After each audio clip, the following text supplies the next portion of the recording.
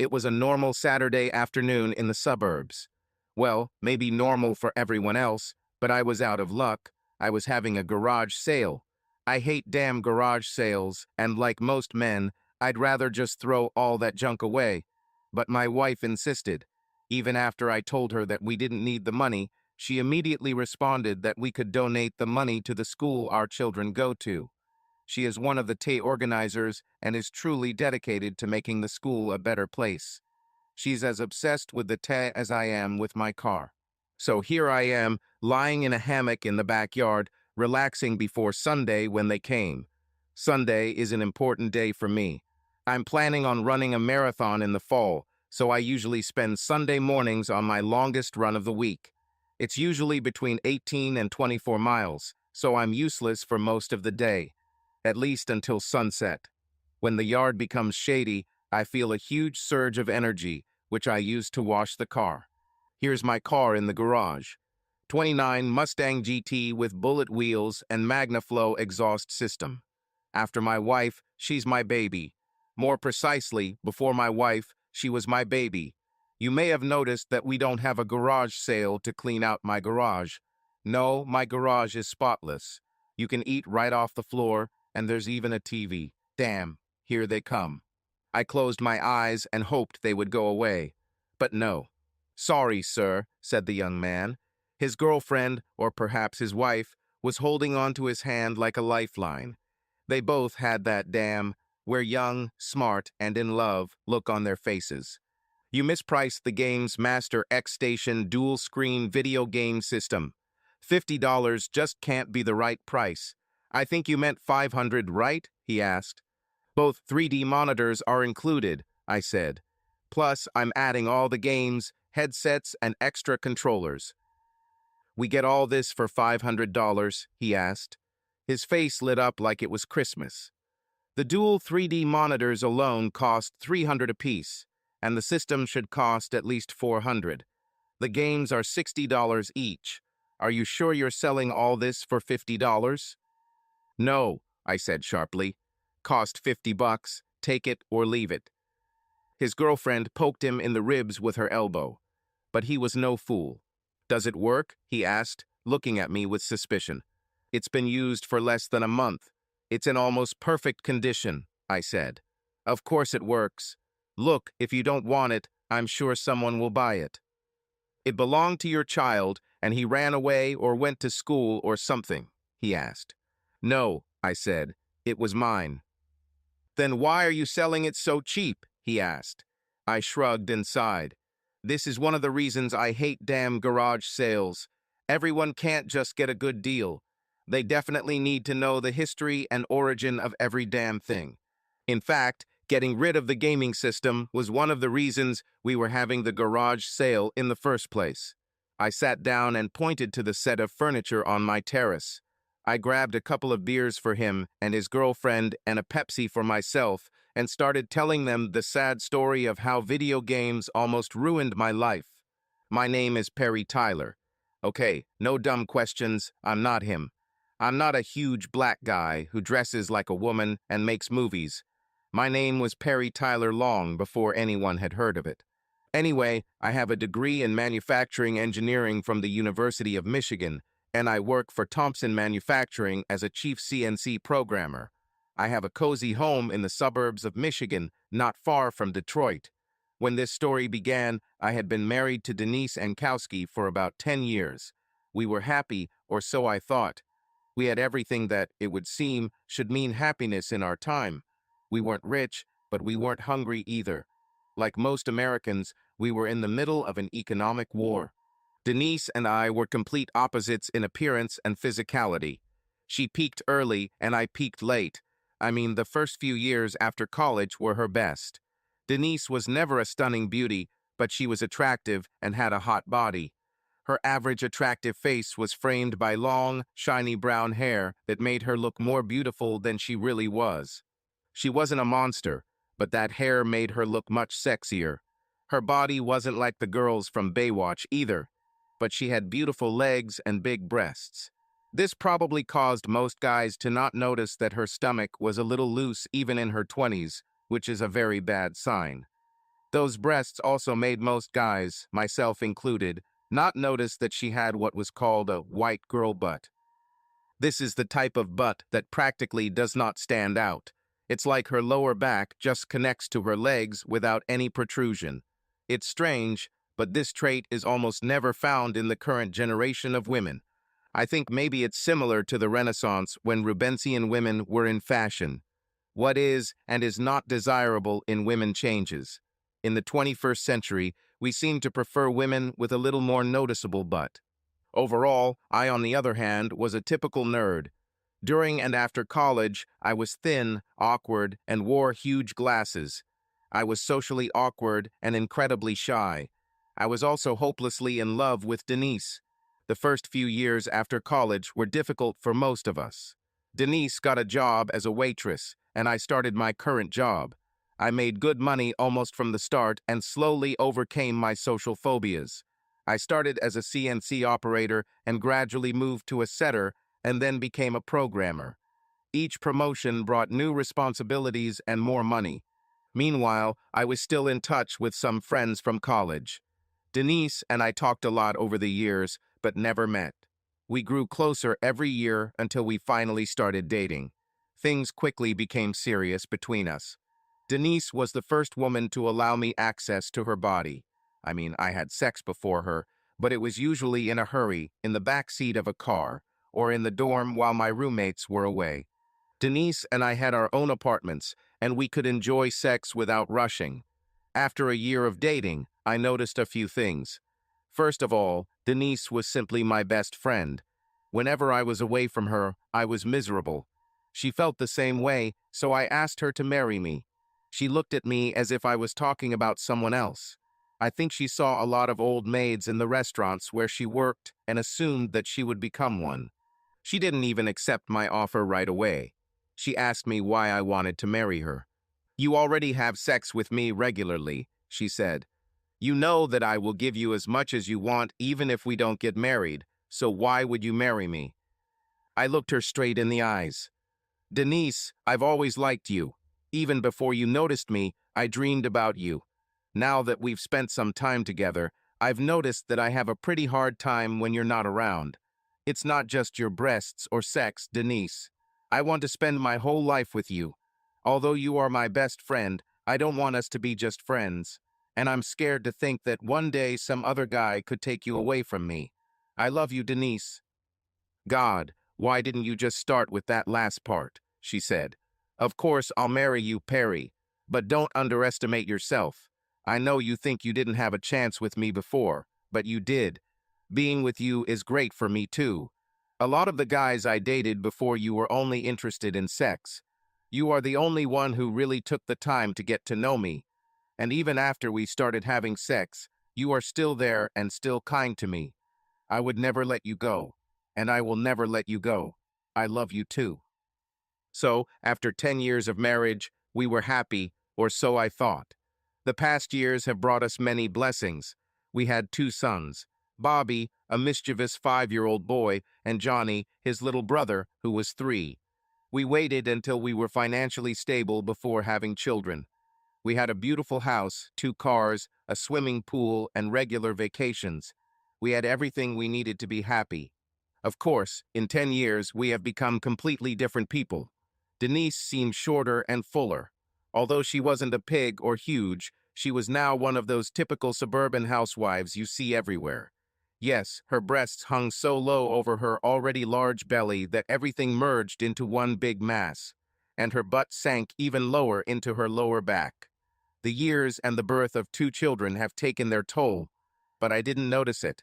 Denise was still the woman I loved, and she was now the mother of my children. This created a bond that a little fat couldn't break. On the other hand, the years have been kinder to me. Being a department head and overseeing one of the most important parts of our business has given me more confidence. Because I was constantly put in situations where people relied on my expertise to solve problems, I became more comfortable in social situations. I also started exercising, and Denise's cooking added some weight to my skinny body. The final step was to give up huge glasses in favor of contact lenses. I think this all became a real problem when Mary Claire Thorpe, who was our nanny at the time, said something. We had a barbecue for Mary Claire because she had just received her associate's degree in child development. Of course, she still has many years of study ahead of her as her goal is a master's degree or perhaps even a doctorate. But this was an important first step, and we wanted to help her celebrate. Mary Claire was a striking, albeit shy, girl. She was tall and slender, but also had a nice curve. Her breasts were no larger than the palm of your hand, but there was no trace of sagging. She had long, beautiful legs and a very beautiful ass. I saw that ass many times when it was swimming in our pool, but it didn't make me lustful.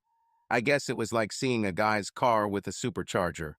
You appreciate it for what it can do, but when you're happy with your own engine, that's not a factor. So here we are, Denise and I, along with our children, Mary Claire, her brother Stuart, and a couple of neighbors. We gathered around our pool, giving Mary Claire gifts and congratulating her. Mary Claire was so happy that she drank several drinks and became a little tipsy. Denise just gave her our gift, a laptop. Before Mary Claire opened the box, Denise said, "Here's our gift, Mary Claire. It might have something to do with the car, so you can return it and exchange it. But what to expect when my nerdy husband picks out the gift? Mr. Tyler is no nerd. He's hot. I'd do that to him in a heartbeat," blurted a clearly drunk Mary Claire. Denise's eyes narrowed, even though she knew Mary Claire was just drunk. I think she hadn't really looked at me for a long time before that moment.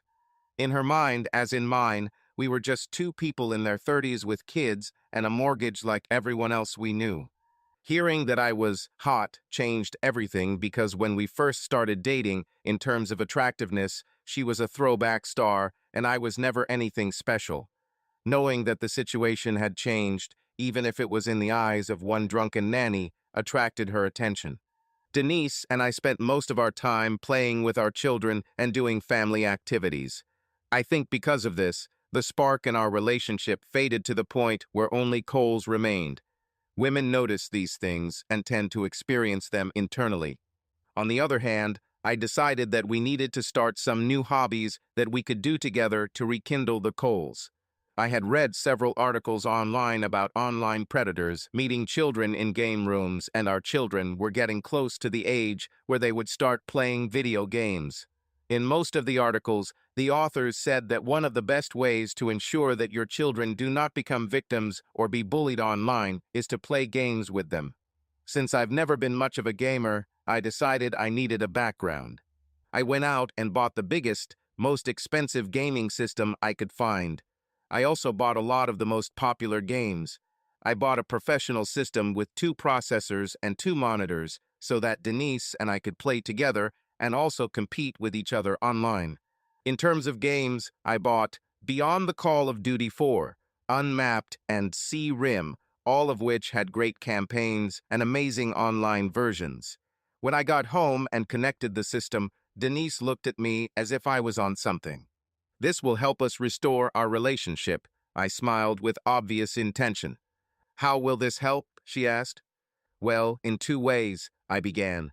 "We will play some games together to get closer and improve our teamwork skills."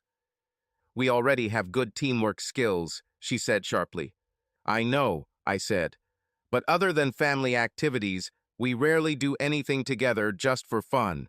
And in some games, we will compete with each other. We will compete for prizes." "What prizes?" she asked skeptically. "Well, it depends on the game," I said. "It could be something the winner wants to do to the loser." "Don't get your hopes up about perversion, Perry," she grinned. She smiled and laughed, but I noticed that she was more cheerful than usual. This happiness and delight continued until we started playing games. Much of my work involved the use of computers and various software platforms, so I adapted and learned very quickly. Denise, on the other hand, not so much. In short, she was terrible. The first evening we sat down to play was a nightmare. We played as a 2-person team in Beyond the Call of Duty. Denise was killed before she realized where we were. We started the game over, and she was killed before she even made a move. In just the first evening, Denise was killed so many times that she simply threw the controller in despair and walked away. The next evening, we decided to play against each other offline. "What are we going to play for?" I asked. "Not what you hoped for," she chuckled. Then I killed her 15 times in 14 minutes. Denise barely spoke to me for 2 days. I was about to give up on this whole video game thing and put it away until our kids were older. But then I received an excited call from Denise. "Saturday evening," she said. "What's Saturday night?" I asked. "We'll play for what you want on Saturday night," she said. "What are you talking about?" I asked. "You and I will play video games against each other on Saturday night," she said. "If you win, you get to have special sex with me. If I win, you get to give me pleasure." "What happened?" I asked curiously. "Mary Claire's brother Stuart will be giving me video game lessons," she said. "I was telling Mary Claire how hard you try to find things we can do together. She thought it was a great idea until I told her how terrible I am at games. Her brother came to borrow some money from her. He doesn't have a job, and when he saw our gaming system, he almost wet himself. He offered to teach me how to play games for only $10 a session if I would let him play on the system sometimes. So, mister, we're in for a battle on Saturday night." It was Monday when she called me, and we exchanged glances and smiles all week. Even when we had sex that week, it was like we were energized. So, to shorten a long story, it was Saturday. We ate dinner, and after the kids went to bed, Denise showered and put on perfume. I took a shower and put on only a robe. We met at the gaming system, both wearing our best night clothes and smiling. The game was Beyond the Call of Duty, and we played against each other. The first one to kill the other 5 times will win a prize. As soon as the game loaded, I dove for cover and found Denise in the simulated terrain. Then I took a breath and calmly and efficiently pumped not 1, but 2 9mm bullets into her head. "This is 1, I said. "Get the lubricant ready." This was my last quick kill. Denise killed me 5 times in a row so quickly and mercilessly that I still don't understand how it happened. The last time she somehow ended up right above me, hanging on a tree branch in stealth mode. This level of skill was far beyond my comprehension. I was angry, and she grinned. "Come on, honey," she purred, pointing towards our bedroom. The next day, of course, was Sunday. I ran 20 miles and came home to relax until I had to wash the car. "Hey, honey, want to play a little?" she asked. I told her no and that I was too tired, but I would watch her. She was great. She knew cheat codes and combinations that I didn't even know about. By the time she finished, I never wanted to see that damn game again. When she went to make dinner, I sat down at the gaming system and tried playing another game. I tried Unmapped. Unmapped is a very difficult game. This is an adventure game that is so realistic that it's like playing a movie. You start out as Jim Columbus, a descendant of Christopher Columbus, and you are searching for the city of lost treasures that Columbus discovered during his travels. Apparently, he decided never to mention this city in his journals, because some secret power there could mean the end for all humanity. Basically, in addition to killing people and creatures, you have to solve puzzles and find your way through the game while being betrayed by some of the people closest to you. Denise saw what I was doing and came over to sit in her gaming chair.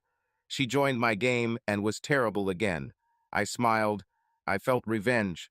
So, we agreed on a rematch for a week from the moment of my defeat. This time, we will be playing Unmapped. We will be playing the online version, which constantly generates new puzzles and new enemies. The first one to reach the treasure will be the winner. "What are we going to play for this time?" she asked. "You already know what I want," I hissed. I just got up and went to wash the car. I played Unmapped a lot during the week. I got to the point where I felt like I was inside the game. I also spent a lot of time chatting on the internet, learning more about the game. What made this competition fairer was that she couldn't really prepare for it. It would be a different game every time you played it. Saturday arrived, and we showered and undressed again after putting the kids to bed. We sat down in our chairs and started the game. Of course, since she was better than me and beyond the call, she was superior in gunfights. I was better at solving puzzles. She won, but barely. Repeating the previous week, she achieved her goal.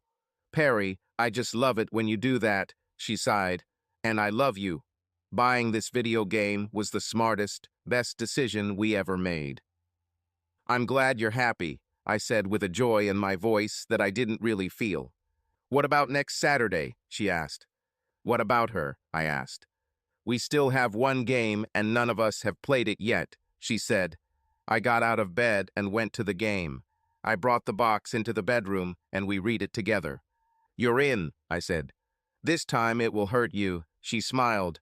Nothing, I said. This left her confused. She lay down next to me and hugged me.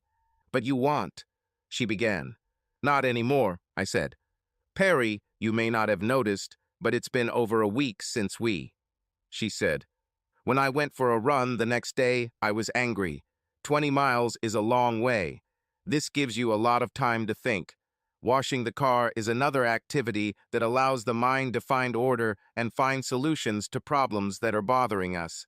During this time, I thought about how to prepare for next Saturday. One more thing I decided to do was a little dishonest, but necessary.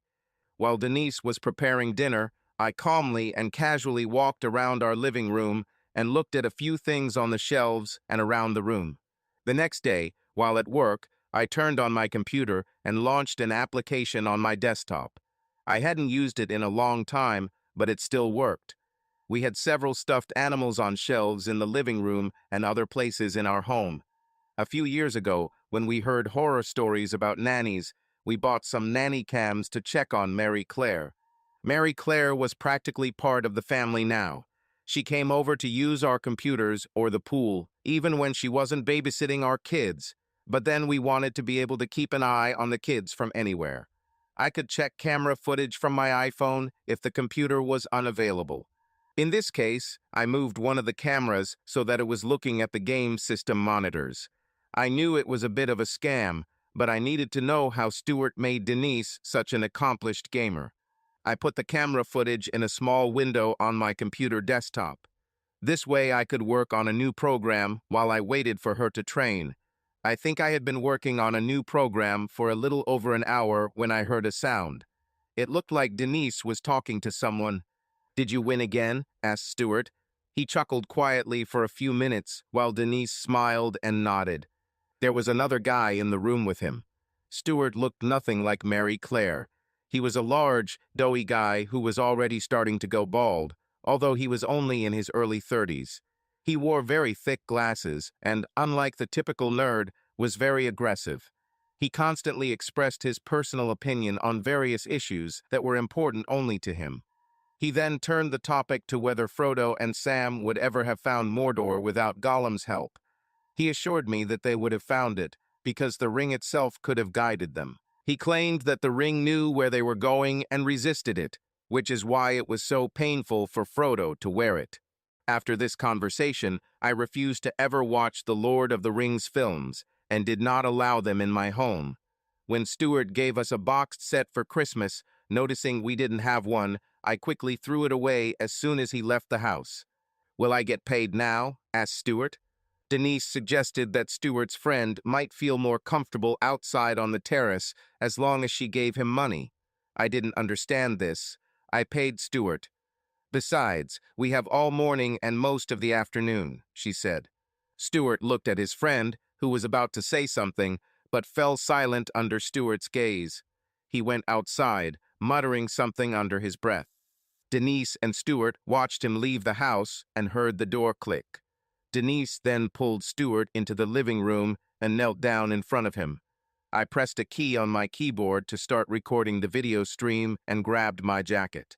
I immediately told my secretary that I had an urgent matter at home and needed to leave. 2 minutes later, I was already in the parking lot. I didn't need to rush. The bitch told this fat nerd that they have all day. The roar of my Mustang's engine was extremely loud in the early morning quiet of the parking lot. I passed several colleagues who had just arrived at work as they left the parking lot. I parked a block away and walked the remaining distance. The prominent sound of my car's exhaust system would have given away my presence had I not done so. I walked through the gate into the backyard instead of opening the front door and alerting them. I wondered where Stuart's friend might be. Perhaps he went home. The back door was wide open. I carefully entered through the kitchen and found them. Stuart had sex with Denise. "Hurry up," Denise said. "This is not what I like."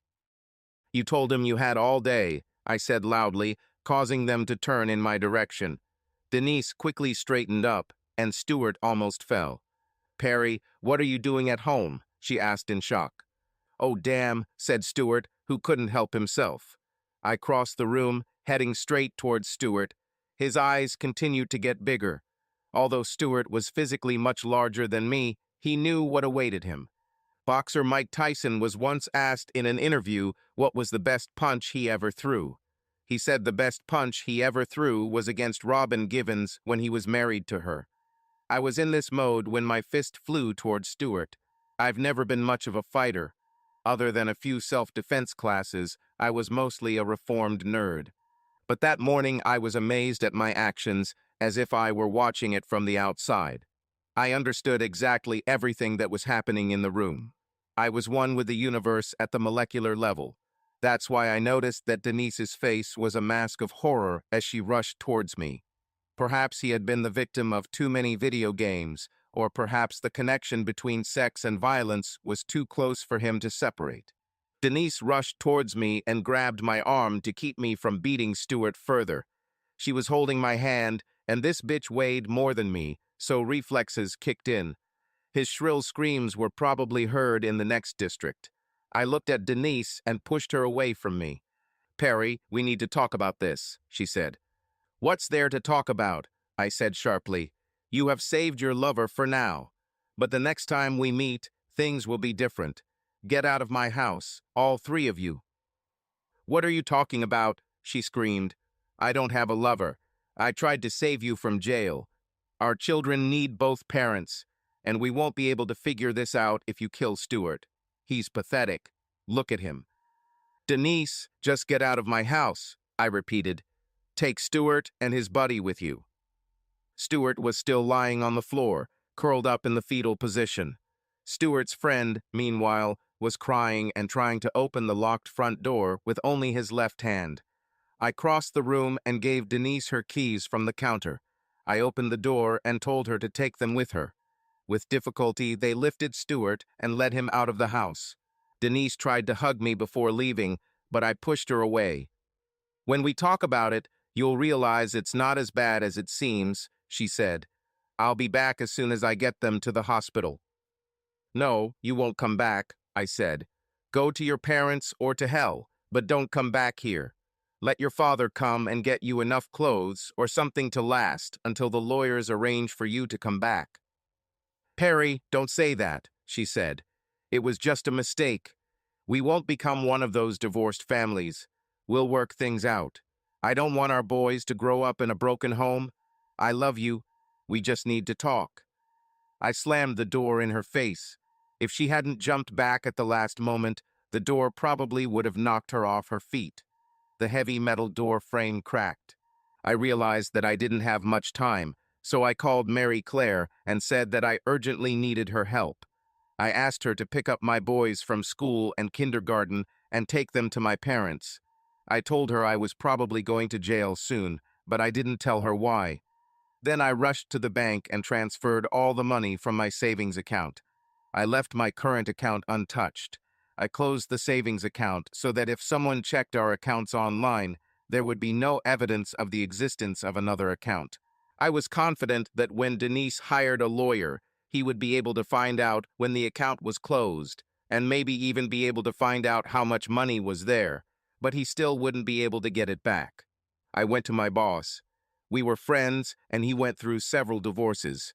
When you have as much money as he does, women just flock to you, and many of them don't have the best intentions. He helped me open an offshore account. I found another bank where I could deposit the cash and then transfer it to my offshore account.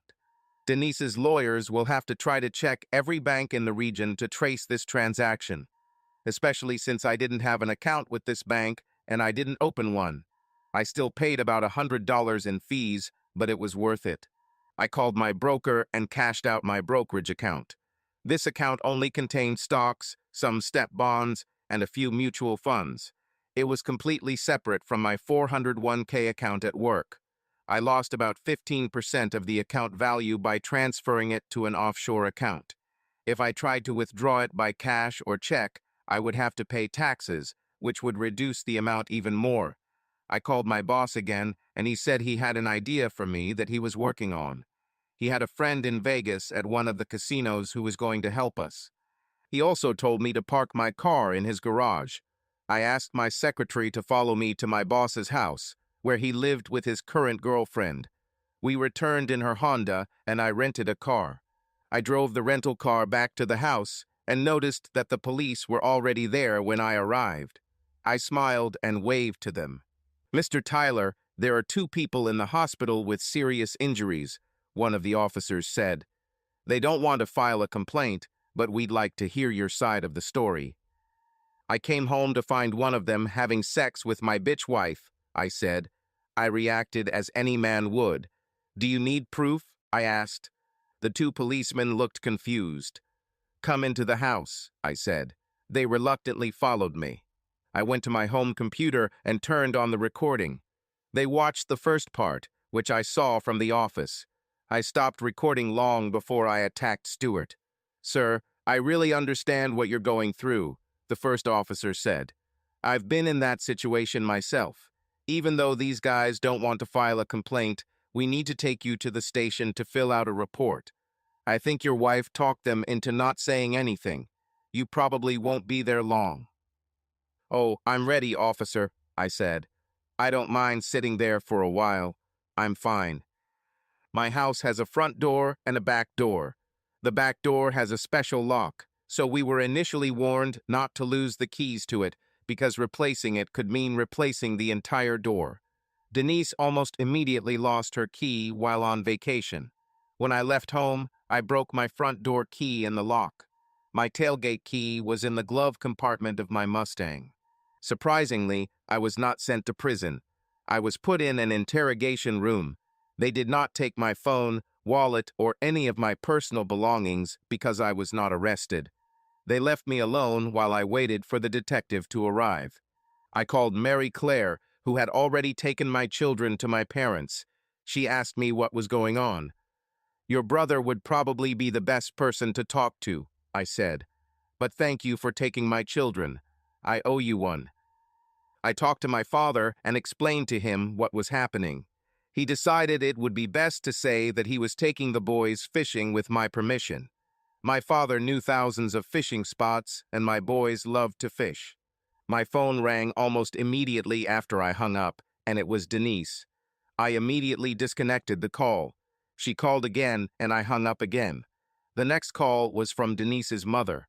I loved her, so I couldn't hang up. She asked me if I could go to the hospital and talk to Denise while she waited to hear about Stewart. I asked her how much she knew about what was happening. She said Denise only told her that we had a fight over something I did to Stewart, and she was trying to make things right. I decided that it was better for Denise to tell her parents the truth. If she lies to them, I'll tell them the truth. I said I couldn't go to the hospital because I was at the police station. Within 5 minutes of hanging up, I received a bunch of calls from Denise, none of which I accepted. Half an hour later, I told my story to the detective who was working the case. I was sitting and waiting to be released when Denise burst into the police station. Someone told her where I was and brought her to me. She ran up to me and tried to hug me again. I raised my hands and stepped away from her. "Stay away from me, bitch," I said. "Honey, we need to go home and figure this out," she said. "There's nothing to make out," I said coldly. "After our divorce, you will have plenty of time to have sex with Stewart and anyone else." "Damn it, Perry," she said. "You're the only one I want."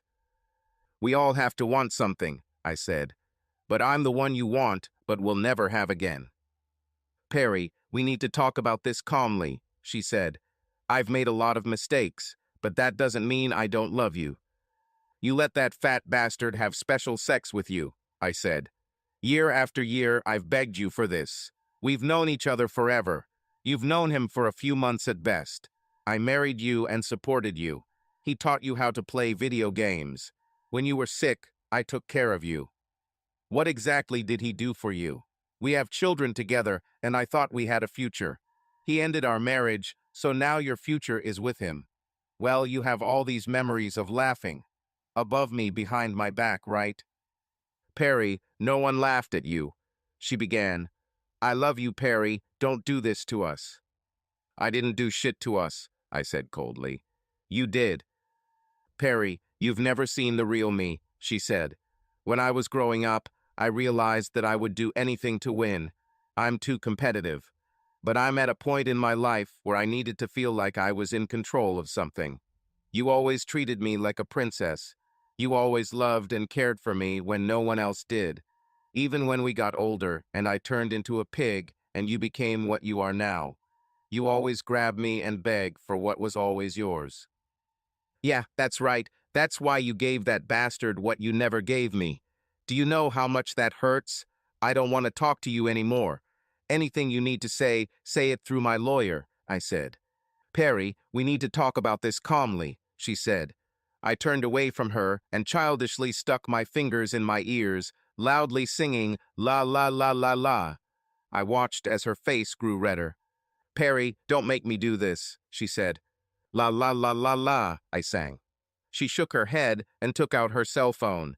She started talking to someone on the phone and then abruptly closed the phone. She looked at me again with anger in her eyes. She stood up to leave. The detective returned to the room. Mr. Tyler, I'm sorry, but we're going to have to detain you, he said. The men you beat changed their minds and decided to file a complaint. Call me when you decide to listen to reason, Denise said. It could have been very easy, but you forced me to show my anger. I was transferred to a cell. An hour later, Denise came into the cell to see me. Perry, where are the kids? She asked. I refused to talk to her. Perry, you're going too far. It's not what it seems. I need your back door key. It's not among your personal belongings, and something is broken in the front door lock, she said. Denise, the house is in my name only. I already told you I don't want you in my house. If you come in, I'll charge you with theft or trespassing, I said. Perry, you don't want to mess with me, she said sharply. There's still time to apologize, talk, and work things out. We'll go back to the way things were before, and everyone will be happy. We'll still spend the rest of our lives together, and years from now, this won't even be a dim memory. I'll even give you special sex, if it's that important to you. Fuck you, bitch, I said. I don't want this anymore. All I want is to be free from you. I want to start my life over again with someone who loves me enough to be faithful to me. Her eyes filled with tears, and she understood. Perry, I never knew that, she sobbed. Perry, I didn't realize it was that serious or that you loved me so much. I think I just thought you couldn't find anyone else. Yep, it doesn't matter anymore, Denise. Let's just get a divorce, I said. Perry, please don't make me do this. Neither of us will be happy when this starts, she said. Fuck you, Denise. I love tuna, I said sharply. She left the room, and the guard came in to tell me that my wife was posting bail for my release. I asked him if I should accept money from her for release. Well, you can refuse the money, he said. But that would be stupid. Who does that? You're looking at him, I said. I don't want anything to do with that bitch. Denise re-entered the room. Why do you want to stay here? She asked. We need to talk about this, but I can talk just as well here. I waved my hand and shouted to the guard to come. This woman is stalking me. I haven't even had my day in court yet. I don't want to talk to her, and I want her to be banned from further visits, I said. The guard led Denise out of the room. You'll regret this, she squealed. She continued to scream even when she was taken out of the prison area. The next morning, my favorite guard returned. Overnight, the cell I was in became filled with petty criminals. A few of us became friendly and were chatting to pass the time when the guard approached me. A woman has come to see you, he said. I already told you that I don't want to see my slutty wife, I snapped. It's not her, he replied. This is another woman. Do you want to go to the room or just call her here? Call her here, it will be faster, I said. I should have known better when I heard the sounds of whistles and hoots coming down the row of cells. She walked through all the shouts and whistles with the regal bearing of a princess. You really set my brother up, she said, and Denise is beside herself with rage. What did Stuart do? I told her what happened, and her eyes got bigger than Stuart's right before my first punch hit him in the face. God, I'm so sorry, she said. I can't believe my brother would do something like that. His college career is over. Why does this have to do with him going to college? I asked. The dean hates Stuart, she said. He's been on probation since he went back to school. The last time the dean told him that if he misspoke even once, he would be kicked out forever. If so, he'll never leave my parents' basement. My father is ready to kick him out. Can you imagine being that age and still living in your parents' basement? They have to wait until he wakes up to wash their clothes. He has Lord of the Rings posters all over his basement and invites other misfits to play Dungeons and Dragons. I laughed imagining this. Well, I came to get you out, she said. For what? I asked. Because that's what friends do, she answered shyly. MC, you don't have that kind of money, I said. This is the money I saved for education, she told me. MC, I'll give the guards my bank card, I said. As much as I appreciate it, I can't take money from you, but thank you. It really means a lot to me. She simply smiled and nodded. So you could pull yourself out at any time? She asked. I nodded. Then why didn't you do it? 3 reasons, I said. Denise wanted me out of here. My being in prison makes her feel disgusting because she thinks it's her fault. She also can't talk to me while I'm here. Secondly, I need to be somewhere, and here I eat for free, so this place is as good as any other place. And finally, until you came here, I had no reason to want to go out. She smiled at me again and walked out with the guard to process my release. She returned with the guard a few minutes later. Hey, this is the same account the other lady tried to get you out of last night. Who cares? He asked.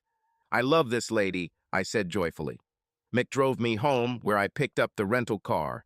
We went to breakfast, and I told her everything in detail. When I told her about this before, it was the short version. This time I felt relieved my soul. I told her everything. How I felt, how I found out about what was happening, and everything that had happened since then. In turn, she told me everything that had happened the day before while I was in prison. Denise spoke with Stuart several times and hired a lawyer. According to MC, Denise hired the most ruthless lawyer she could find. Someone who won huge settlements for most of her clients because the woman she originally hired didn't have a track record of winning. Denise wanted to either force me to return her or, failing that, destroy me. Meg hugged me and told me she was ready to help me in any way I needed. I hugged her back and told her that I might take advantage of her kindness, but having her next to me was more help than she could imagine. I drove back to my house to pick up a few things from the garage. I remembered that I couldn't get into the house without breaking something, which was good because as soon as I walked into the garage, Denise and some guy got out of the car. She walked towards me with fire in her eyes. Why the hell did you let some woman take you out when you didn't let me? She hissed. I wondered if that loud-mouthed bitch had always been lurking inside the woman I married. I smiled and introduced myself to the man who was with her. It turned out that this was her lawyer. He was very professional and extremely polite. Answer my damn question, Denise screamed. And who is the bitch who pulled you out? Is this some bitch you've been sleeping with all this time? I would invite you inside, I told the lawyer, but I don't have access to the house right now. I'm sure you'll need some sort of court approval before Denise can get her things. I'll try to arrange it for today or tomorrow. Thank you, he said. It makes perfect sense. I didn't even expect. Stop ignoring me and answer my damn questions, Denise screamed. Several of our neighbors looked out of their windows. Our neighborhood was very quiet, and screams like this usually resulted in the police being called.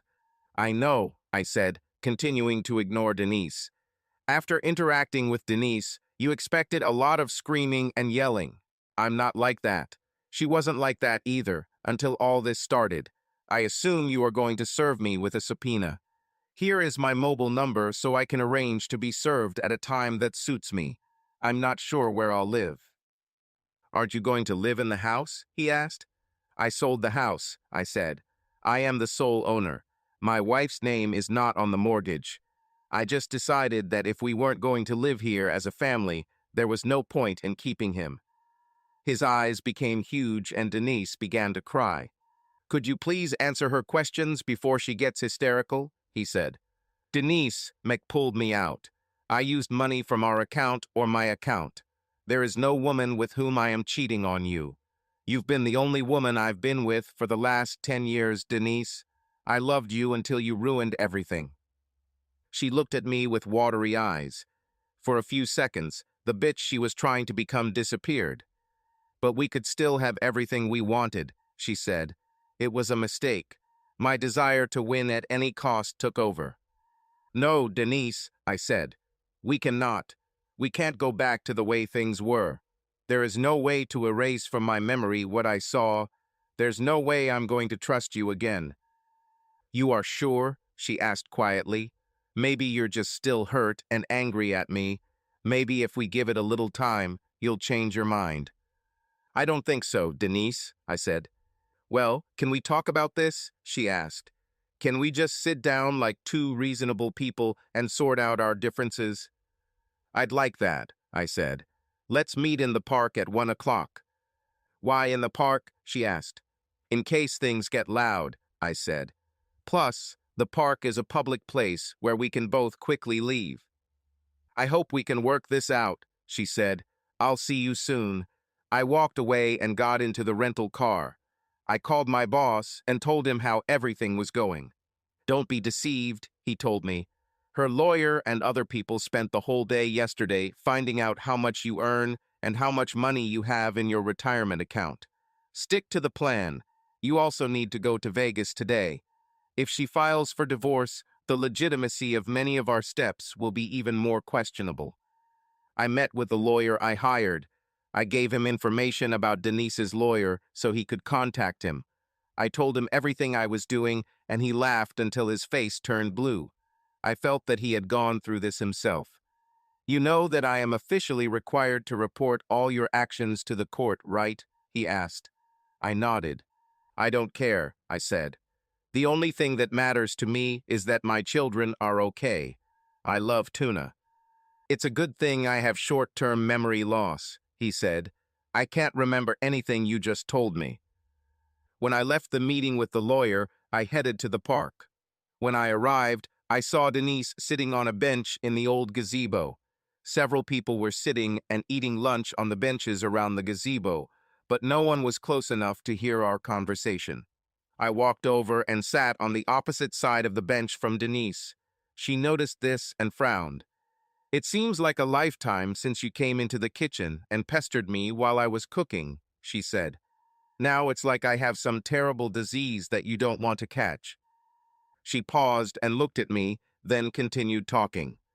Perry, everything went wrong. I think there's something wrong with me. I don't act like the woman you knew for most of our marriage. And most of all, I regret what I did. When I think back on it, I realize how stupid it was. At first, I tried to blame some of the blame on you. I kept telling myself it was your fault because if you hadn't brought that stupid game home, nothing would have happened. I bought this stupid game because you were moving away from me and I wanted to try something. Anything to get back what we had. I loved you more than anything in the world, Denise. I couldn't just do nothing. I understand it now, she said. But what you don't see is the whole environment. Perry, you are an attractive man. I'm lucky to have you in my life.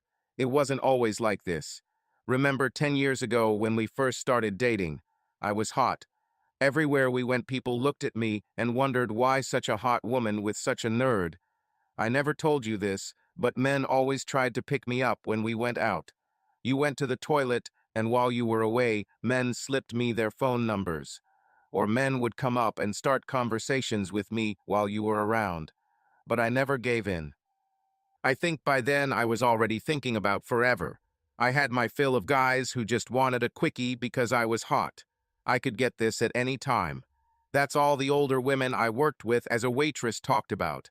They all talked about how hot they used to be, and then one day they woke up and discovered that they were no longer the same, and all that was left of them from all those years when they were hot was a small one-room apartment, which they shared with a cat.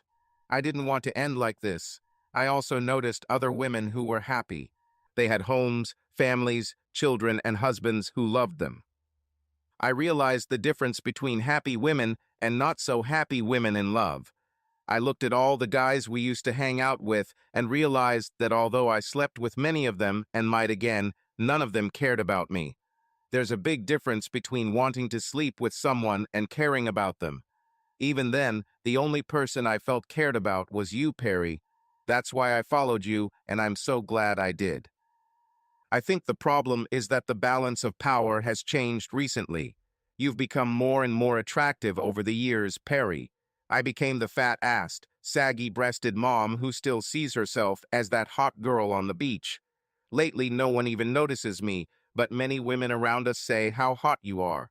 I think I really started to notice this 3 months ago at the MC's party. Then it became clear to me that you hardly need me. You didn't do anything wrong, Perry, it was me. You're still the same caring, funny guy you were back then, but I guess I just needed something. So I started ordering you around, and as you put it, I started moving away from you. I needed to convince myself that I didn't need you. And while I was doing this, you tried your best to take care of us and our children and keep me from moving away. The video game was a great deal and could have been perfect for us, but I blew it. You even showed me how much you wanted me by wanting to win. You acted like sex with me was something special, while I was exploiting it and only wanted to humiliate you. And until recently, I really didn't understand why you wanted this special sex with me so badly. I thought it was just a way to have power over me.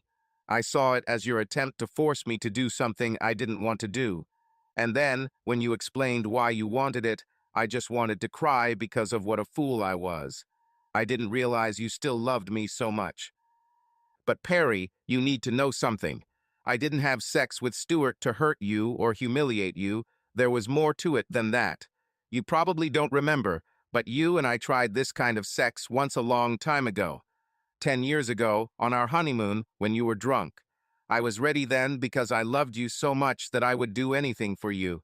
So you're probably asking why it didn't work out, right? Remember, Perry. Perry, it didn't work out because your dick is too big for me. With Stuart, it was a different matter. I know it hurt you, Perry, but I didn't mean it. I just wanted to win this game. It was a way to have something to show off, she said. And when Stuart and I were alone playing games, I guess I just let things go too far. We started talking about the bet. Then he wanted to know what was at stake. The next thing I knew, he was saying that since he was helping me not lose, he deserved a share of the winnings. When I won the first time, Perry, you made me feel great. The next day, I had to give Stu a nice treat for his help in defeating you. Anyway, I was even more determined to win again. Stuart told me it would be even more difficult, but he knew a way I could do it. He said what it would cost me and told me his price. He wanted real sex with me. I refused. I won't let him get close to me again. But as the week went on, I realized there was no chance of winning. You are too smart at solving these puzzles. I hate losing, so I agreed. Besides the feeling of shame, it was extremely unforgettable. Stuart's plan was to cheat. I spent most of my time watching you solve puzzles. Then, when you tried to go through the battles, I didn't. But Perry, I didn't have to fight like you did. If you get shot, the game ends. But I couldn't die. I have a cheat code that gives me infinite health. So even though I was shot hundreds of times, I didn't die. Stuart told me what I had to do to win and what he wanted for it. I just shrugged. Stuart told me it would be close, and it was. You solved the last puzzle, and I could only watch what you did and use my secret cheat code that allowed me to bypass one puzzle. This brought me to the end of the game and the final battle just seconds before you. I fought by just shooting everyone while you had to hide behind things and slowly make your way. and I won the game. When I received my reward after that, again you were a magnificent and noble loser. Perry, I wanted you so much. And then on Monday you came in and found us. I was shocked. Nothing seemed real. It was as if real life was just part of a video game. Perry, none of this is worth what I put you through. None of this is worth half of what we're losing. I think we need to figure out how we can overcome this. What can we do? What can I do to make it up to you? Denise, that's the thing, I began. All I ever wanted was us. It's gone. There was no need to be attractive. You loved me when I was a skinny nerd with huge glasses. I loved you until I saw you with Stuart. Bodies and physical things are not important. I fell in love with a woman who smiled at me and loved me when others laughed at me. All this was just between us. No one else mattered. You lost it all when you slept with Stuart. The only thing we need to do is understand what is best for children. We need to discuss custody of the children and how best to care for them. Perry, that's not what I wanted to hear, she said. I came here to find out what we need to do to get back together. I don't want to hear this nonsense. Now start thinking. Think of something we can do to fix this. She began to worry again, and her voice began to rise. Sorry, Denise, but this is all too much for me. Acting like a bitch and yelling won't fix it. We will never regain trust. The only thing we can do is start the next chapter of our lives as co-parents, and maybe one day we can be friends when the pain goes away. Joint parents, she screamed. She stood up from the bench and stared at me. Friends, I don't want to be your damn friend. You have 2 days to get your head out of your ass before we go to war. If you force me to act, I will take everything you have. I'll take all your money, all your savings, your house, and even your little car. She screamed so loudly and cursed so much that people around us looked at her. In 2 days, Perry, one way or another, you will be fucked. Either with me in our bed, or you will be fucked in a divorce. You'll sleep on the bare floor of a shelter and eat tuna straight out of a can while you work for me, she spat. And even then, I'll probably have Stuart or someone else, not because I want to, but just to make it worse for you. And when you retire, I'll get most of your retirement package, or at least half, so you'll have nothing left anyway. Is it clear? And one more thing, Perry, if I even hear that you are with someone else, I will destroy you. She then turned the bench over and went into her car. That afternoon, I went to Las Vegas. I stayed in a nice hotel and even gambled a little in the casino. The next morning, as I was preparing to fly home, there was a knock on my door. The man standing behind the door entered the room as soon as I opened it. He handed me a folder. Most of the documents were on official hotel letterhead. The documents detailed how I lost almost $200,000. Where do I get this kind of money? I asked. He just smiled and looked at me. You sold your house and cashed in your pension, he said. Then you lost all your money in the casino. Your boss, Justin, is my cousin. A few years ago, he lost almost $1 million to the bitch he was married to. He arranged all this. We even invited one of our relatives to move into your house for the summer. You need to complete this before the start of the school year. The children involved, my niece and nephew, will probably have to go back to their house to go to school. I smiled and nodded my head. I was so happy that I decided to stay another day in Vegas. I watched the show, ate a lot of fancy food, and even smiled at a few beautiful women. I wasn't ready for a new relationship yet, but I needed to practice because someday I would definitely start dating again. All that was left was the collision, and it happened much faster than I expected. The morning I returned, I stopped by the office to thank Justin for all his help and update him on the progress. My father was due to return with the children in the afternoon. One of the things that really surprised me was that Denise never asked about children. As I parked my rental car in the company lot and dreamed of my Mustang, Denise's lawyer showed up. There was another guy with him, and Denise came up behind them. So, are we going home? She screamed. I just smiled and shook my head. Her eyes darkened and her face turned red. She looked like a cauldron ready to explode. The guy accompanying Denise and her lawyer came up to me and handed me a folder. You have been served with a subpoena, he said. Denise's lawyer looked really apologetic when he started talking to me. I understand that this is not the best way to do it, he said. Your wife insisted. This seems too harsh to me. Perhaps you could bring your lawyer to my office, and we could have a meeting to discuss this calmly, and perhaps start talking about property division or settlement. I warned you, Perry, Denise said with acid in her voice. When you are ready to listen to reason, I can make it all go away. But you should know that your trial on assault charges is coming up too. You could end up in jail again. I can make that go away too. She looked at me like a cat cornering a mouse. Anyway, I'll be back to my house soon, she said. Later that day, I met with Denise and her lawyer. My lawyer was there, but I did most of the talking. There were other people there from both sides. Denise brought Stuart and his friend. I brought another friend, Justin. As soon as Stuart saw the guy I brought, he became extremely nervous. Are you ready to give up? Denise asked, sitting down. Let's get started, I said. Well, her lawyer began, we are filing for divorce on the grounds of mental cruelty and... I burst out laughing and everyone looked at me and my lawyer. What is it this time? Denise's lawyer asked. Let's go back 15 seconds, I said.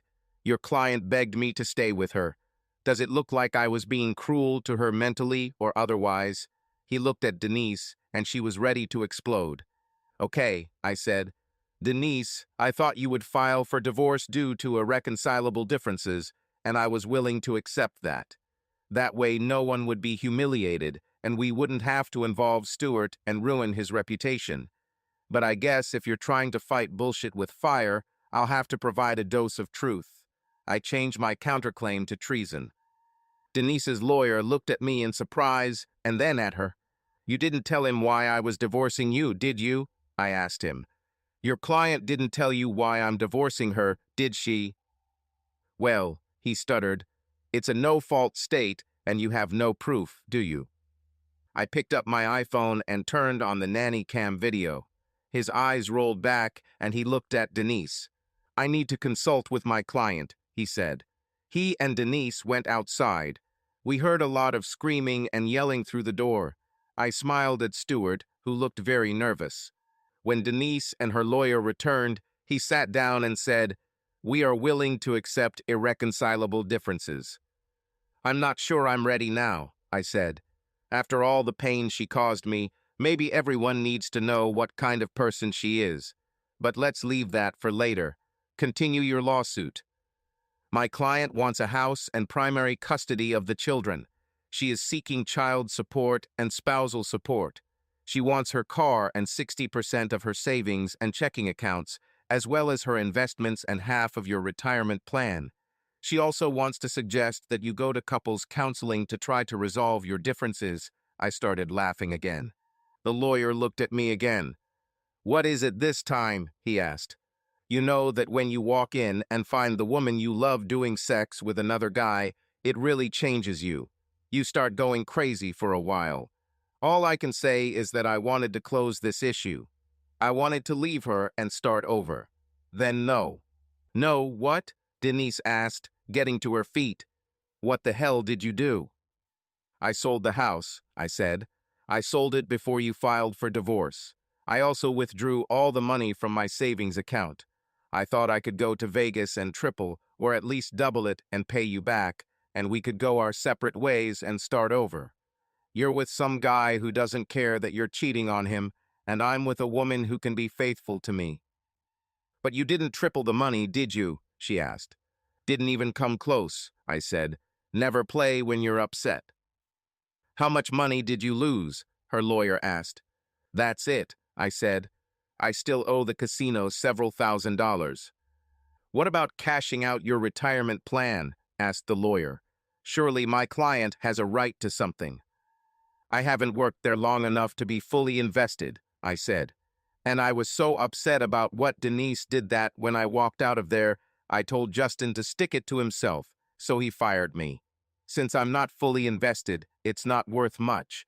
I had to sell my car to start paying off my debt to the casino. So now we only have Denise's car, which we still owe money on. Without a job and a place to live, I'm not sure how we will keep up with her payments. The children Denise didn't even ask about are with my parents. You're a fucking idiot, Denise screamed. We'll have to start all over again. What I did was stupid, but this is worse. So will you both go to counseling and try to repair your marriage? Her lawyer asked, trying to win at least 1 point. No, I said. Denise sat at the table with her arms folded across her chest. What should I do now? She said. You will fight me for custody of our children, I said. Why? She asked. Why can't we just get back together? We both screwed up. No, Denise, you screwed up, I said. I was just reacting to what you did. She started crying and calling me all sorts of names. I won't even be able to find a job if I end up in jail, I said. If you agree to try to save our marriage, I will call Stu away, she said. Don't worry about it, I said. Stuart is in more trouble than I am, and I actually have more control over it than you do. The man I brought is the dean of Stuart College. He's sick of Stuart's crap, but he owes me a favor. If Stu doesn't drop the charges, he'll be expelled. That means he wasted all his parents' money and will never be able to return to university again. But she told me, Stuart said suddenly, I wanted to drop the charges and just move on, but she told me that if I didn't do it, she would claim that I assaulted her. We spent the next 2 days negotiating. We eventually agreed that Stuart would drop the charges. Denise and I agreed to get a divorce due to irreconcilable differences, and we would both find jobs and work out a way to share custody of the children. We each bought our own apartments with the remaining money from the savings account, then closed it and kept our finances separate. We assessed the exact costs of the children and decided that each of us would pay half. Denise was able to find work as a waitress. It was difficult for her as she had not worked for 10 years and had gained almost 100 pounds. I even pretended to care when she complained about having to work every day. For about 2 months, everything went well. One morning, I called her to tell her that the woman I had sold the house to had put it back on the market. I said I was going to try to get a new mortgage and buy the house back. She started crying and said it was great news. I thought she would be upset, but not enough to cry. Sorry, Denise, I said. It will be good for the boys. They will return to their old rooms, and you can visit them as often as you like. Of course, they can still live with you every other week if you want, but I really think it would be better for them to live in a house with a yard where they can have pets and a pool, don't you? That's not the point, she said. Yesterday I found out that I am pregnant. I was shocked. I know this is hard, Denise, I said. We'll just work a little harder and we'll be able to handle 3 kids as easily as 2. If we were still together, that would be great news. You don't understand, she said. The timing is completely wrong. More than anything, I wish it were your child, but it's not. My life is ruined. Have you told Stuart yet? I asked. I'm going today, she said. But Perry, he doesn't have to know. Nobody needs to know. Couldn't we? No, Denise, I said. That would be wrong. There have already been too many lies and cover-ups. Look where this has led. But I don't want to be with him, Perry, she said. I want to be with you. Denise, this is just not possible right now, I said. Who knows what might happen in the future? A year ago, I never imagined that we would live separately or that you would carry another man's child, but this is where we are now. And all this because of this damn video game, she said. Video games ruined my life. No, honey, I said sadly. These are not games. Your refusal to keep your legs closed has ruined both of our lives. Over the next few months, things got better and worse at the same time. My summer residents moved back to their home state, and I got my home back. Denise told Stuart about the baby, and he denied it was his and hired a lawyer. I told Denise that I was willing to help her through the pregnancy until a DNA test could be done to confirm the baby's paternity. The boys moved in with me full-time because as Denise's pregnancy progressed, it became increasingly difficult to care for them. She still visited them often. I convinced MC, who had always been there for me, to just move in with me and look after the boys full-time.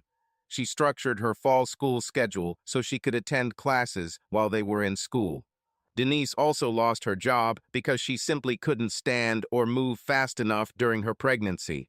Stuart reluctantly allowed her to move into his basement. He only did this at the request of his parents, who were delighted at the prospect of their first grandchild. He and Denise fought like cats and dogs. On the other hand, Meg was acting more and more like a wife to me than anyone else. She did much more than just look after the boys. She took care of me too. She cooked, cleaned, and spent time with me. It was Meg who finally put the gaming system in the garage. One day I came home, and she wasn't in the living room. 2 monitors, a system unit, gaming chairs, headsets, and everything else associated with the system simply disappeared. The sofa and chair were moved to be directly in front of our flat-screen TV. It was a much more intimate setting for an intimate group of people to just watch movies together. "Put the steaks on the grill," Mick said as I stood looking at the space the gaming system occupied. "Everyone is waiting for you. The kids can't go swimming unless we go out into the backyard to supervise them. I got a pirated copy of The Avengers for us tonight." Where? I started. She crossed the room and placed a finger on my lips, silencing me. "Every time you look at that thing, you become sad," she said. "Several months have passed. It's time to move on." Mek was wearing a swimsuit with a long shirt, which apparently was one of mine. There was a slight scent of perfume coming from her. For the first time in months, I began to let go of some of my anger at what Denise had done. That evening was perfect. It was a family evening, something I haven't done in so long. Ever since Denise started pulling away from me and the boys, I tried my best to get her back. The boys settled down on the couch with popcorn, leaving only the chair for Mek and me. We squeezed in there together, and the contact was divine. She wrapped her arms around my waist and rested her head on my shoulder, sighing. Like most men, I absolutely hated the idea of snuggling up on the couch with a young, beautiful woman who was interested in me. I continued to miss my fat wife who cheated on me. Seriously, we didn't kiss that night, but it was so nice to sit and cuddle that I didn't see much in the movie. As summer turned to fall and Mek and the kids went back to school, we rarely saw Denise unless we were visiting her and her new family. This pregnancy was harder for Denise, and she often blamed it on my absence. "That damn Stuart is useless," she scolded. "He will be the worst father in the world. I am a 36-year-old pregnant woman. Why the hell am I sleeping in the basement? I have nothing." Denise became increasingly grumpy as time went on. The kind and caring woman I loved was gone. Mek and Stuart's parents often told us that she was only grumpy because she was pregnant. I wasn't sure about that. I think that while we were together, I was so busy trying to please Denise that she had no reason to complain. My strong stance and refusal to take her back really exposed her bad character. Denise and Stuart constantly argued about everything. They clearly hated each other and blamed each other for the state of their lives. Denise hated Stuart because he ruined our marriage and her lifestyle. Stuart believed that Denise had ruined his ability to socialize with other nerds and have Dungeons and Dragons parties in the basement. His parents are tired of supporting Stuart over the years. His father started telling him that he should be kinder to Denise, because if it weren't for the child, they would have kicked him out of the house a long time ago. Stuart's parents also began to treat my children as their grandchildren. It wasn't uncommon that I would drop Mek and the kids off at Denise's place, and the kids would run to Stuart's parents for hugs and treats. They started looking at Mek and me and exchanging knowing glances. Mek always blushed 2 or 3 shades darker when she noticed this.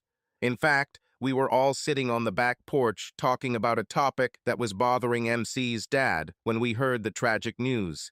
MC's father called us to his home because he was already in despair. At first, he talked about small things until the children were playing on the grass with his wife. "So, Mary Claire, he knows you can't?" he asked casually. "Yes, Dad," she said quietly. "Perry knows I can't have kids. It doesn't bother him." "So when are you two getting married?" he smiled. As usual, Mek blushed and looked away from her father. Dad, we don't. She began, but he interrupted her, pointing down at us. Then why are you two always holding hands and stuff? He smiled. I just don't want him to get lost, she said. This porch is pretty big. Of course, he said.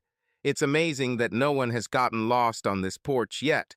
Maybe I should draw a map or a plan of the porch and hang it on the wall so no one gets lost. We all laughed, but Mecca and I didn't let go. The reason I asked you to come here is because I can't stand it anymore. MC, you are 25 years old. You have your associate's degree and are working on your bachelor's degree. You have a job, your own apartment that you don't live in, and whether you like it or not, you have a family and a man who loves you. Don't deny it, Perry. I saw the way you look at each other. I don't want to talk about you too. I'm proud of you, Mary Claire. As he said this, he reached out his hand and gently touched her cheek. But I want to be proud of your brother too, he added sharply. This guy is 32 years old and still acts like a teenager. He's been in college for 14 years and I'm tired of supporting him. I'm turning it off and need your help to do it. MC, since you don't live in your apartment, can I sublet it to your brother and Denise? I don't want my grandson to live in this damn basement. And you, Perry, you're already like my brother-in-law, so technically that makes Stu your brother-in-law. Can you get him a job where you work? I mean, any job, even sweeping floors, is better than nothing. He went to college all his life. He must be able to do something. And then a very pregnant Denise came out of the house, holding a piece of paper in her hand and screaming. That damn bastard, she screamed, crying and cursing at the top of her lungs. As I watched, Mick immediately walked over to the boys to try and cover their ears from their mother's tirade. She looked at Denise and reminded her that children should not hear such language. Denise broke down and dropped the paper on the ground. MC's parents tried to calm her down. I picked up the note and looked at it and was shocked, so I asked Mick to take the boys inside and give them something to drink. She offered them soda and their eyes lit up. I started reading the note out loud after they left. Denise, I can't take this crap anymore. Not another day. I wish I had never met you. You are a top-notch bitch, and you have truly ruined my life. I don't understand why Perry was so upset at the thought of losing you. Now I see that I did him a favor, and you noticed that he wasted no time replacing you with my sister. Life with him was always ideal for her. Remember her party. She may have been drunk, but she was telling the truth. Mary Claire now has the perfect life and the perfect man she dreamed of. They were once yours, but while she's happy in her life in heaven, I'm stuck with the harpy from hell. My parents don't help. They moved you into my basement without even asking if I wanted it. They're trying to mold us into some kind of pseudo-family for reasons I can't understand. This is not the life I wanted. I don't want a child. I don't want to be a father. I don't want a wife, and I especially don't want you. You're not even the type of woman I like. You're fat, unattractive, and like I said, a bitch. Even if you had other qualities, one thing remains. Even if I loved you, which I don't, I couldn't trust you. Let's face the truth. Perry is an attractive guy. He's the father type. He had a good job, and he loved you. You were married to him for over 10 years, and he tried his best to support you, and you still cheated on him. How can I expect you not to do the same to me? I don't even think the child is mine. I'm sure aliens placed my DNA in your stomach as an experiment. I also don't intend to work myself to death like Perry or my father. I'm not the hard worker type. I don't intend to work like a slave to support you and your children just because of too careless sex. I'm too smart for that. So, with a less heavy heart and a much lighter step, I'm getting out of here and heading for greener pastures. Don't try to look for me. I won't be where you look. And tell my father that now he can rejoice. I'm finally leaving his basement. Sincerely, Stuart. When I finished reading the note, Denise just started crying.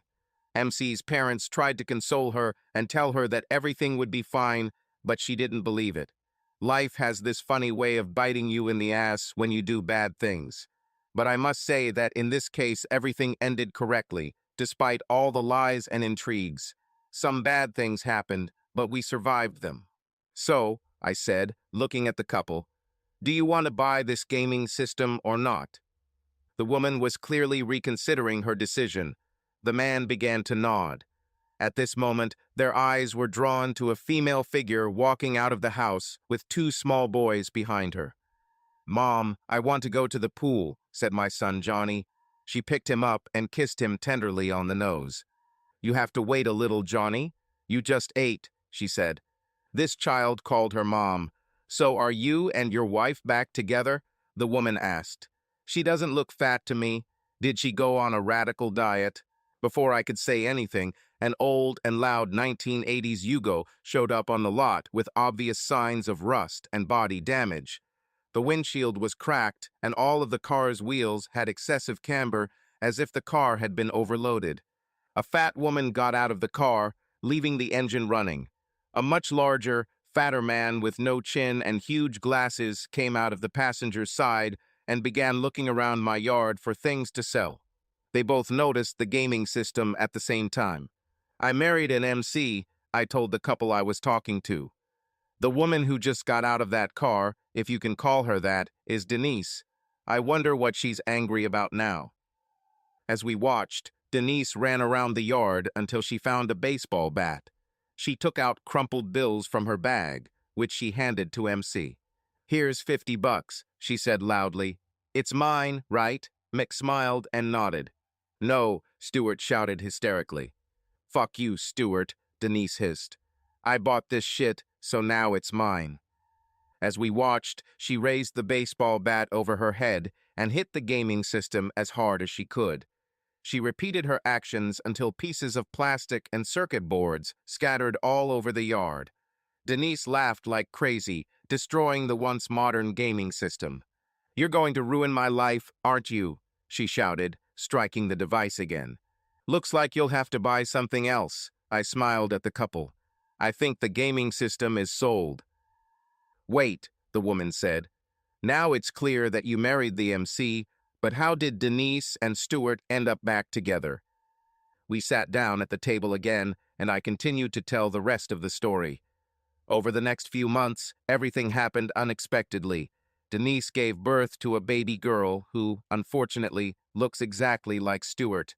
A DNA test confirmed paternity. She still lives in the basement with her daughter, but as you can see, they are not alone there.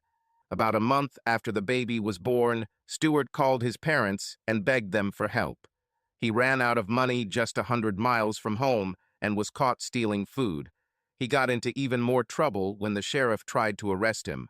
Stuart tried to run away and accidentally hit one of the sheriff's deputies. Although it was an accident, it is still a serious crime. MC's parents had to pay a lot of money to free Stuart. So now Stuart, Denise, and their daughter Betty are not living so happily in the basement. Denise rarely visits our children because they are afraid of her. They started calling Mick Mom soon after we got married. The criminal record only made matters worse because now, with a felony conviction, Stuart has an even harder time finding work. Denise is watching him like a hawk. His parents insisted at their wedding that their daughter bear his last name. They still argue constantly, but they do have some small successes. Denise found work as a waitress again. She makes minimum wage, but most waitresses make good money from tips. Denise is so grumpy that she barely gets any tips. She recently bought Stuart a lawnmower, and he mows neighbors' grass throughout the neighborhood. Sure, he has to compete with most of the kids in the neighborhood, but he studied marketing in college. He plans to expand the business to clear snow in the winter and remove leaves in the fall. Ma came over and brought me another Pepsi. She leaned over, kissed me, and returned to the boys. "So everything worked out great for you?" asked the man. I nodded.